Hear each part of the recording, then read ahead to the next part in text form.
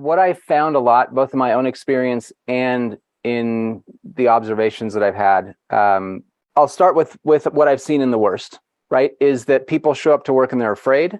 They're afraid to make a mistake. They're afraid to not make a mistake. They're afraid to admit a mistake. They're afraid to ask for help. They're afraid to not look as smart as they think they should be. There's this, we walk into work or we present ourselves at work and we have this mentality of, I have to put on this facade. I have to put on this face of, having all the answers, having it all together, being happy, everything's fine, or else I'm going to get put on some short list, or I'm going to, off my boss, or whatever it is. We walk around with this cloud of fear around us.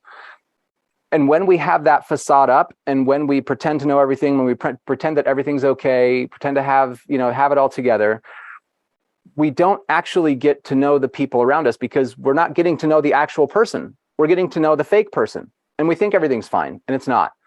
And so trust and connection don't happen. And so then communication breaks down, performance goes down, all of those other things that I talked about go down.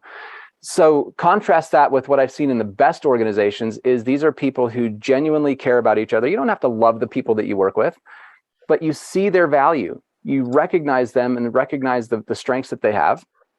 You hold each other accountable to the values and the beliefs, not to your own judgment, but to the values and the beliefs that you all agree on are part of what you stand for. That is so important, is to have an aligned vision and values in an organization that we can always point to. And when something's not going right, it's not my opinion of you is that you're not doing that right. It's, hey, we're not living in line with what we all believe in and stand for.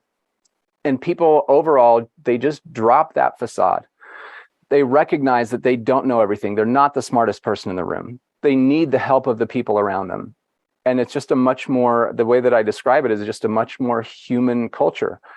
We recognize our own fallibility and the fallibility of others. We're okay with it. It's acceptable. It's okay to admit a mistake.